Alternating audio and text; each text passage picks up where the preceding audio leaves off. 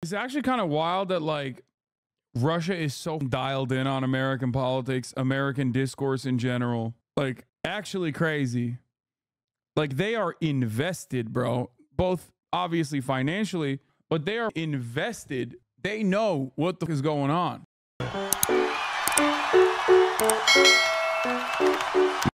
Anyway, Vladimir Putin gave an endorsement for Kamala Harris. A surprising endorsement from Russian President Vladimir Putin. He says he supports Kamala Harris for U.S. president. The Russian president has long been considered friendlier with Republican nominee Donald Trump. But has that changed, or is Putin playing games? Have a listen to this remarkable comment. As for the favorites, there is no need to define that.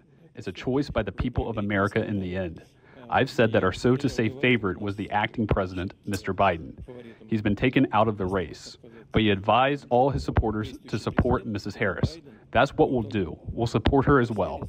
That's the first thing. Secondly, her laugh is so expressive and infectious. That means that she's doing well. With 2 months to go until the U.S. election, the U.S. Justice Department is accusing Russian state media company RT of funding a Tennessee company to push Russian propaganda. It was meant to influence the U.S. presidential election. Prosecutors say another goal was to weaken opposition to Russian interests, especially its ongoing in Ukraine. CNN's Claire Sebastian has been monitoring the story, and she's joining us now live. So, Claire, let's talk about Vladimir Putin first and what It's actually kind of wild that like Russia is so dialed in on American politics, American discourse in general. Like actually crazy. Like they are invested, bro. Both obviously financially, but they are invested. They know what the is going on. He's saying that he's supporting Kamala Harris. He's notoriously one who plays mind games. Is that what this is? You know, I think you got to look, Federica, at the body language, the sort of wry smile when he made those comments, and also the laughter. 100K a week. Would you endorse Kamala? No, man. I don't think you guys understand. Here, let me make like a self-interested sociopathic argument here.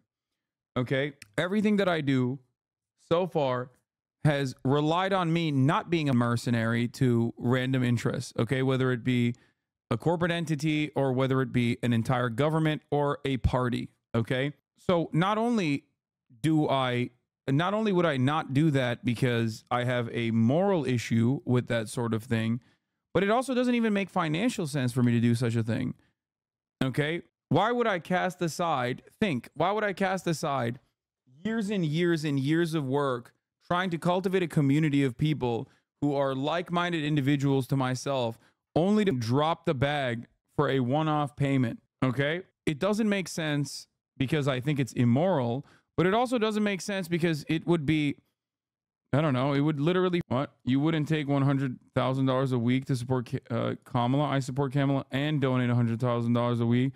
COVID has gotten to Megaphonics' brain. From the audience, I think they interpreted it. Yeah, we also pay you enough. That isn't logical. Yeah, I mean, not that much, but still, it's more than what I would know to do with.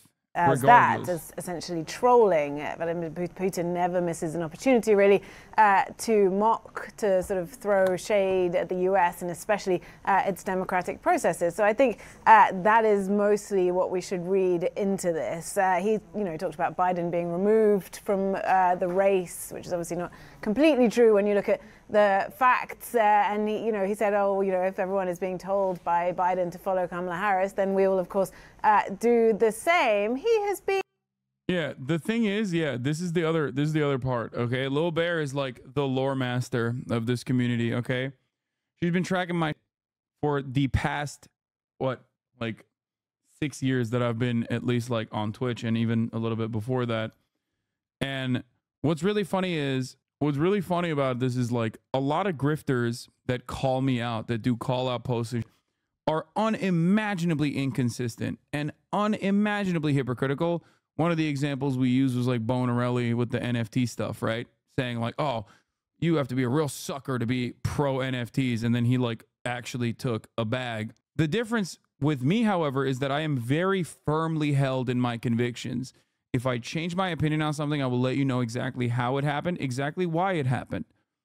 Okay? That's the thing. Like, so it's extra funny that people will be like, oh, he is immoral and inconsistent and a hypocrite, when it's like, I've never strayed away. And that's why you can look at that I've done 10 years ago.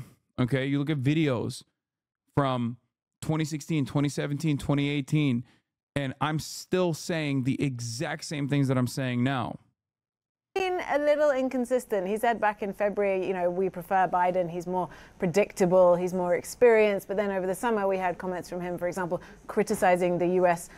Justice system as political after Trump's criminal conviction. He then said that he supports Trump's detail-free plan to quickly end in Ukraine. So it really isn't clear at this point, you know, who exactly Russia supports. Traditionally, of course, we have seen support edging towards the Republican side, certainly when it comes to the war in Ukraine. But this, I think, was simply trolling and an attempt to sort of, in front of the domestic audience there, to sort of mock the U.S. political system. Federico.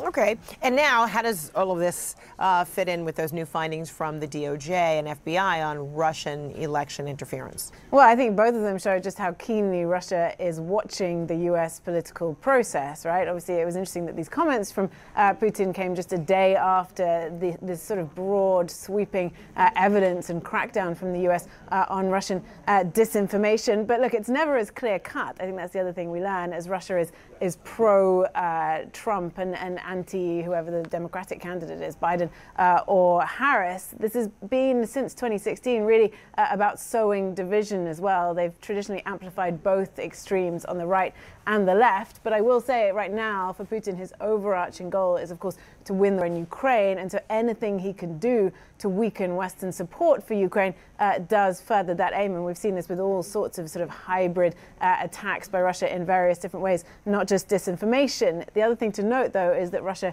seems to be growing in sophistication when it comes to these disinformation efforts. If you look at the evidence presented by the DOJ and the FBI, this company that CNN has named as Tenet Media, operating out of Tennessee, that the Department of Justice alleges that 2 employees at RT, the Russian state TV channel, set up and funneled almost $10 million into to try to sort of build up this bank of online videos. They seem to be, if you look at them broadly, I think people saying like it's not sophisticated are missing the forest for the trees. There is definitely a sophistication to this because of how laser focused and locked in they are on like random culture talking points. I mean, we looked at the primary documents from the indictment, like from the investigation, and it's pretty crazy. Like they're talking about saying stuff like, hey, beef up the argument that like under Kamala Harris and Joe Biden, under the Democratic Party, like white people have lost their jobs. You know what I mean? And for the record, America does these operations globally as well. Make no mistake. Of course we do. Okay. One of the examples that immediately comes to mind is the misinformation campaign that the American government conducted in the Philippines in an effort to cut away at the soft power initiatives of China, which gave the Philippines Sinovacs. Okay? They did a ton of anti-vax propaganda in the Philippines. The difference, however, is that we do it to ourselves. We have enough dumb fucks in America that we don't need a foreign entity to come in and just like pump a ton of misinformation. And when we do have a foreign entity that comes in to dump a ton of misinformation, they can do it with like $10 million, okay? They can do it with not a lot of money because we have enough dumps that are primed in that direction anyway. What do you think the consequences of a bunch of foreign countries trying to interfere in our political culture, Israel, Russia, maybe China? This is really unsustainable in the long term if we want to preserve internal stability. I think the greatest way to defeat that is in the absence of a Chinese-style firewall, is going to simply be do good things by your people and improve their material realities. Like I am a firm believer in the idea, in the notion that stability comes from the government actually doing good things. Okay. The issue, of course, is that this is never analyzed from the perspective of national security in this country. One could make the argument that like instability on civil affairs in this country, like the right-wing reactionary sentiment on gay people, trans people, or the anti-abortion restrictions, any number of different things cause a ton of civil instability that can be abused by foreign adversaries, and therefore fixing these problems is a matter of national security if that's the sort of thing you care about. But it does feel like we're too busy shit-slinging to do such a thing. Here's an update. The father of Colt Gray has just been arrested in connection with the shooting at the Appalachia High School. Per the Georgia Bureau of Investigations, Colin Gray has been charged with 4 counts of involuntary, 2 counts of second degree, and 8 counts of children. This guy said, what did the father do? What do you think, man? If a 14-year-old shoots up a school, the parents are absolutely going to be responsible for it. We will find out more in the days to come. The gun was apparently his birthday gift. In support of Trump, but that is a more sophisticated campaign than we've seen in the past. And secondly, the FBI evidence that they've put forward shows that a number of companies that they believe were run directly from the Kremlin have even used AI-generated content to try to sow disinformation online, all of it trying to bolster pro-Russian policies and, of course, influence U.S. He bought him the gun after he made a school shooting threat previously in the year. Yeah, that's the other part of the story, which is even crazier. Voters. All right. Claire Sebastian, thanks so much. Ian, Vladimir Putin calls her laugh infectious, says that she is doing well and that he supports her. What do you, as the campaign, say back to Mr. Putin? Well, first, I want to say I think we reject any foreign interference in this election at all, on any side from any country. This is Israel. Nope. Israel on a bad day does more foreign interference on American elections directly and openly, and also in a covert manner, than Russia could ever imagine. Okay? Russia's working with rubles. Come on, dog. Russia's working with like $10 million for this like complicated influencer project. AIPAC spent $100 million so far on the election openly. Okay? An American election, and the vice president feels very, very strongly that only the American people should be deciding who is the next president of the United States, and any effort from foreign actors to interfere is completely inappropriate. Obviously, the administration will speak to their actions yesterday. I think everybody knows who dictators and bullies around the world prefer in this election. They prefer President Trump. We reject the kind of divisive dictatorial leadership that are being offered from people like President Putin. Obviously, his invasion of Ukraine was horrible, and the vice president has been a leader with the president, rallying the world against it. I'm not going to play too much psyops with the Russian president here on your show this morning, but I think that anybody who's been paying attention for the last decade knows where President Putin stands in the election and who his preferred candidate is, regardless of what he may say. All right, Ian Samsworth this morning. Sir, very grateful to have you on the show. I hope you'll come back as this campaign is in its final sprint. Thank you so much. To stop this onslaught at lower prices, I'm pledging today that in my second term, we will eliminate. Trump announces Elon Musk will be head of the audit of the entire federal government. Oh my God. Oh my God. This is fire, dude. It's just, Israel should have cost Dems credibility in so many areas is insane. Ain't no way, dog. The minimum of to his campaign. No, dude. He is very, very actively angling toward. First of all, Elon Musk is a billionaire who currently owns one of the major social media platforms. Now, that social media platform, Twitter, okay, now known as X, obviously has fallen out of favor and fallen out of daily active usership. But it doesn't change the reality that there's still a ton of people who are on that website and increasingly becoming more radical. It's not bad to have the favor of a person like that. It's not. A lot of those NPCs do go out and vote. Okay, that's why he's currying favor with the likes of Elon Musk. Of 10 old regulations for every one new regulation. I gotta we'll pee. be able to do that quite easily, actually. And instead of attacking industries of the future, we will embrace them, including making America the world capital for crypto and Bitcoin. Fourth, at the suggestion of Elon Musk, who has given me his complete and total endorsement. That's nice. He's a smart guy. He knows what he's doing. He knows what he's doing. It's very, very much appreciated. I will create a government efficiency commission tasked with conducting a complete financial and performance audit of the entire federal government and making recommendations for drastic reforms. We need to do it. Can't go on the way we are now. And Elon, because he's not very busy, has agreed to head that task force. Be interesting. If he has the time, that'd be a good one to do it. But he's agreed to do it. In 2022, fraud and improper payments alone cost taxpayers an estimated hundreds of billions of dollars.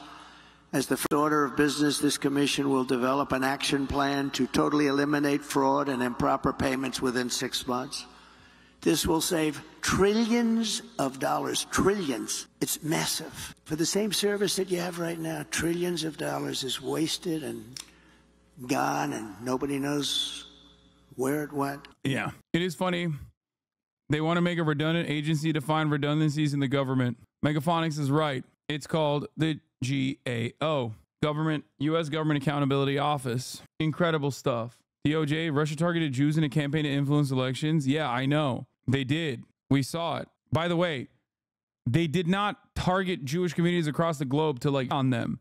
They said they wanted to target Jewish communities across the globe to get them on board with Donald Trump, for the record.